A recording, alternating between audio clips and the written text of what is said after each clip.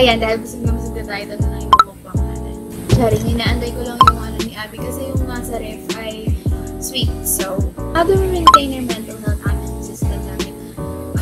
Like what we do every day, we should stop comparing ourselves kasi ang dami ngayong quarantine and being productive, and it's not a productive race. The quarantine is not a productive race. It's actually being healthy and keeping everyone safe is already such a huge accomplishment. So don't compare yourself kung anong nagagawa ng iba. If you really want to be productive, then be productive. Pero kung pin-force mo lang yourself want to be productive just because everyone is being productive, it's okay to rest. It really is okay. Kung kinakabahan ka, okay lang na malungkot ka, it's okay, especially in times like this. Don't worry, you are normal. It's normal to feel sad, to feel anxious, and to feel all the negative things that you have to feel. And if you really are in need of help, it's very okay to seek for professional help.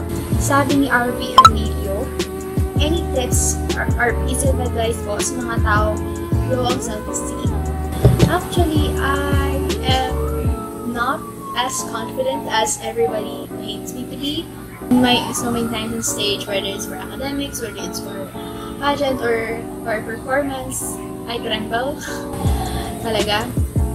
I think ang pinakamabibigay ko lang na advice sa inyo is it's okay to shake sometimes. It's okay to stutter as long as you're doing your best, as long as you're standing with pride and all that. And if you wanted to join contests so much, tas feeling mo hindi ka naman masyadong magaling, paano malalaman yun? I know it's very easy for me to say this, pero I think for you to have high self-esteem, for you to boost your self-confidence, try. Subukan mo na yung mga bagay na gusto mong subukan. At malay mo, mas magaling ka pa dun sa mga sinasabi nilang magaling. Hello Samantha, na-corrupt yung clip nung sinagot ko yung question mo. So, ito, recording. To embrace your natural feature is indeed beautiful and many should do it. Sadly, there are women still not comfortable that made them confide science. That, I think, is okay. For one to feel comfortable to their own skin, I personally think that you should do you. If you want to have something professionally done, aka surgeries, do it. Of course, as long as you have the money and you're able, and make sure that you're doing it for yourself and not for the society. Gone are the days where we shame women because they want to improve themselves. That one should feel superior just because they are naturally beautiful. Self-improvement should not be shamed, and no one should feel like they are above one another. Just remember that throughout the process, do not lose yourself. Listen to Haley Steinfeld's Most Girls, Promise, favorite song ko yun. Well, favorite song ko rather than sa mga songs si Taylor, but favorite song ko yun. So, pakinggan mo yun. Thank you for the question. Ito na naman si Darwin. Alam mo, Darwin, ang pangit ng pagkaka-arrange mo ng questions. Inuna mo yung mga seryoso, sa dulo yung mga joke. Kung magkakaroon ka ng kulugo, saan mo ito ilalagay?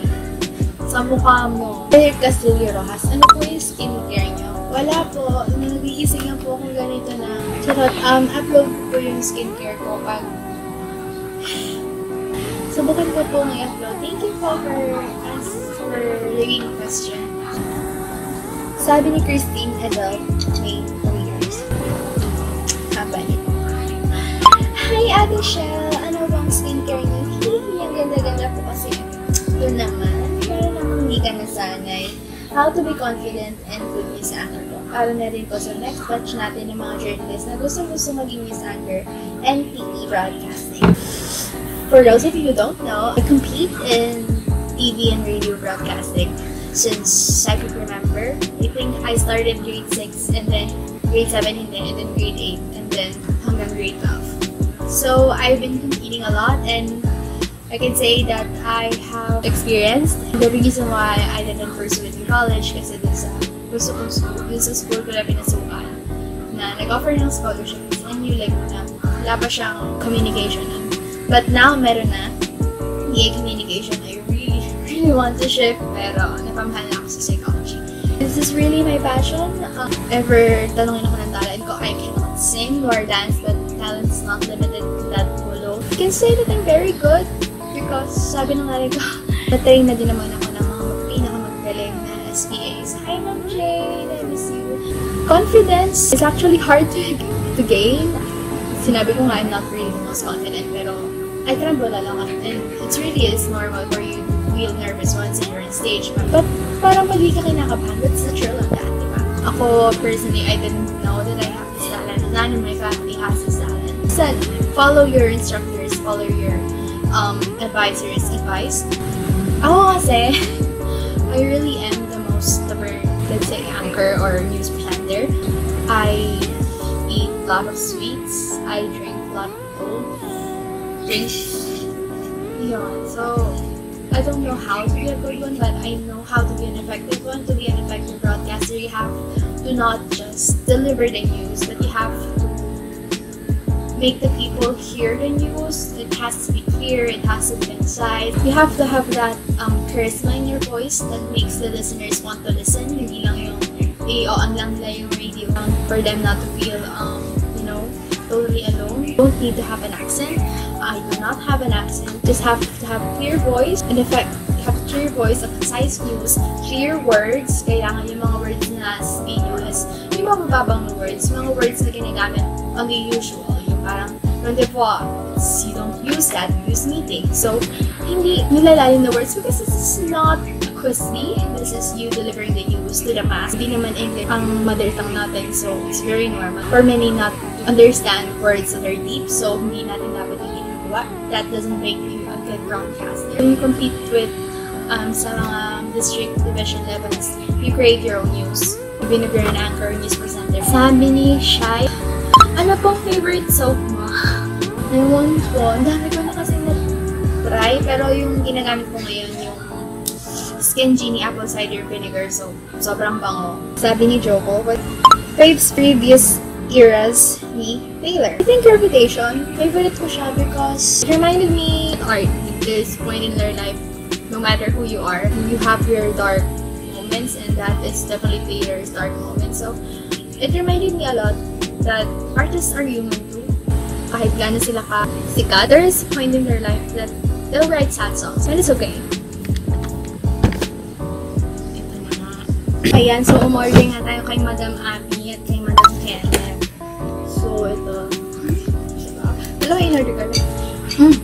So, yung kakainin natin kasi 100 lang to. Pero bago tayo kumakain. So, magutom na tayo ng question dahil pagod na ako. Ayoko na. Hindi ko na ito ulitin. Charot. Sarap. Sobrang favorite ko. Gawin mo din kakain. Kasi hindi na ako prepare next time kasi ang sipag nito na ito. So mami kasi hindi talaga nagluluto. Sabi ni Patricia Isabel Castillo Foliente, what or who inspired you to start your YouTube channel? Ewan ko, sino?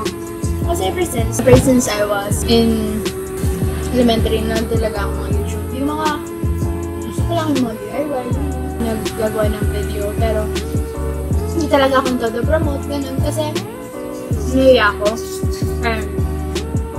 Gusto ko lang na nag-edit, gusto ko lang na nagsasalita, gusto ko lang na ganito. Pero, not serious enough for it to be my career. Kasi parang ang saya niya lang. Ang saya niya lang gawin. Ang saya lang mag-usap, ang saya lang mag-edit, ganun. Nga pala, ito yung mga contacts. Nalagyan mo lahat ng contacts sa mga nasa-pinahain ko, and then down below. Abigail, thank you. Ang ganda mo. Ang galing magluto ng nanay mo. Yun yung pinapangarap kong ako lang yung sikat. Vlogger, local, international. Local, Alex Lunzaga kasi sobrang funny niya. Or si Tulpo. Pero ayoko nung ako yung re-reklamo ha. Then, international, si Aspen Opar. Siya yung pinaka-favorite kong lifestyle vlogger. Sabi ni Claire, si Claire na naman.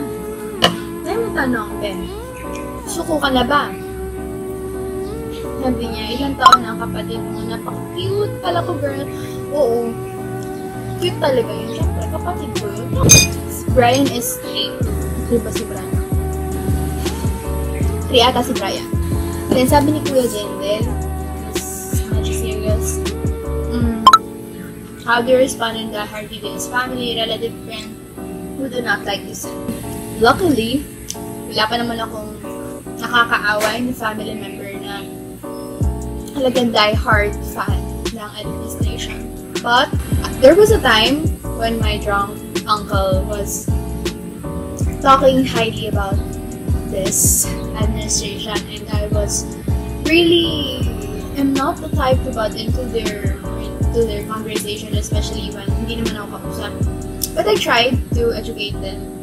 Sabi ko na just wanted lockdown, tas kung nangyari, dami yung nangyari, lockdown lang naman hingin natin. How do I respond to that? I try to be as polite as possible kasi, you know, when you're young, you don't have the right to talk back to anyone because you're too young. I try to be as polite as possible, and when nakikita ko hopeless case na talaga, hindi na talaga, I just bow my head down and say, okay po. But I just wish I do themselves, you know. Sabi ni Johanna Bell, kilala niyo si Johanna Bell, yung character niya, nala kang mga sa family mo, sino ang pinaka-close mo man? Mami. Kahit lagi kong kaaway ng nanay ko, siya yung pinaka-close ko. Kasi siya yung lagi kong kasama sa bahay. But of course, as kaming girl, sabi lang nagkakaintindihan sa bahay, but merong mga girly things na pinag-usapan. Sabi ni Ma'am Mayan, hi Ma'am May! Ako anak, may tanong, bakit ang gandang? Ano ka ba naman? Ma, parang hindi ka naman nasanay. Tagal-tagal mo naman po. Sabi ni Andrea Tatalabis, bakit po ang ganda niyo po? Ayo! Ever since birth naman, maganda na talaga. Actually, pagod na nga ako sagutin kung bakit ang ganda ko. Kasi, alam mo yun, yung alam mo talaga since birth, hindi mo ma-explain eh. Ganun ka eh. Sabi niya, pa-shoutout na din po. Thank you, God bless. May nagpa-shoutout sa akin dati, sinat ako, nalimutan ako pag sinat, kasi hindi ko na siya na-shoutout kasi nangyay ako. Pero hello po, shoutout kay Andrea Talabis, taga-LV din siya. Hi, let's go, Budo. Ni CJ ulit, meron din siya YouTube channel. Ano pong ginagawa mo para kumanda yung boses katulad niyo? Well, talent is either learned or inborn. Mine, inborn. Kung meron kang chance na mag-boss ng kaibigan, bakit si Jason? Bakit hindi? Sabi ni Kuya Paolo, hi Kuya Paolo, try mo kami ng COVID. Okay, hindi ko din alam. Mon, makinig ka dito ah. Sabi ni CJ, bakit iniwan si Jason Baduli si Ron ng minamahal niya? Bakit nga ba? Nainantay ko. This is blueberry. I don't know, cheesecake pa sa blueberry. Tapos meron siyang wow! Guys.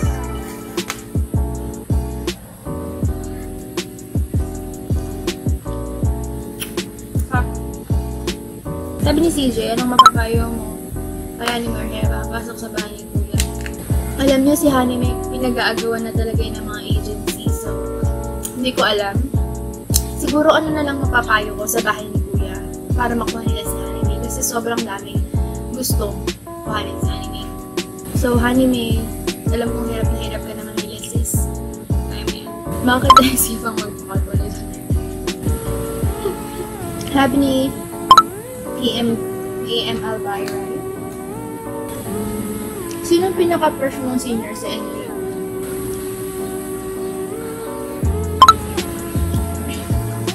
Magkano na ang payo?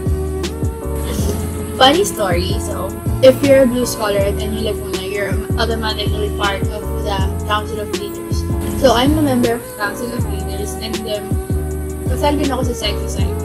So, extracurricular doesn't sound that much when you're in high school, but when you're in college, is too much. Nagkaroon ng event for Christmas sa Sexoc din at sa Blues. So, imagine nyo lang kung ano yung tsura ko nun. So, tumulong ako sa Sexoc sa umaga. And then, sa medyo hapon sa Blue Scholars. Umuulan nung araw na yon. And then, hiniram ko muna yung payong ni PM pupunta kami ni Ate Rachel sa SM para bumili ng mga kailangan. So, pinuha ko muna yung payong niya. And then, nag-chat na si Sisi namin na kaunti lang daw ang nasa council. So, tumaradyo na talaga ako doon after namin mamili ni Ate Rachel. Nasa akin pa pala yung payong. Nag-chat sabi sa Gigi. Yung kumuha ng payong ko. Oh my gosh. Na-realize ko na nasa akin yung payong at parang 2 hours ago na siya nag-chat. And hindi ako nag-check ng phone ko kasi nga hindi namin gumagawa ng time na yun. So, chinet ko agad siya. So, ayun. Tinakaw ko daw yung payong niya. So, sabi ni Rio ko, pwede bang akin na lang si Brian? Sure. Sa mga gusto kong kunin si Brian, available for pick up lang po. Kaya ba kayo nasa iyo lahat ng pera sa mundo pero ulo niya po ko? Ano po HRT niyo? Yung HRT. Sabi ni Al James. Oy, sobrang ganda nito as in. HRT daw ay Hormonal Replacement Therapy. Pang Becky. Yan po, ulo ng daing, sabi ni Ram. Ram, isa lang. Chemo, isa lang. Okay. Sabi ni Roldan. Hi, Roldan. Bigli yung jawa. Si Roldan, isko. 2022 plan. Hindi ko pa nga alam plano ko ng 2020. Kalahati na ng 2020. Tatanong mo pa ang 2022. 2022 pa lang election. So, 2022, I'm going to vote for a president that actually cares for their country. Sabi ni Sir Nazareno, kailan ang kasal? Kailan yata? Charot lang. Share. So, that is it for today's video. I hope you enjoyed my video. So, susubukan ko i-upload yung skincare ko. So, yun. Thank you for watching. Lahat ng social media ko nasa baba. And sobrang tagal na nito, 1 hour ata. Tatawa na yung mga asa tumigil na ako. Thank you for watching. Bye-bye!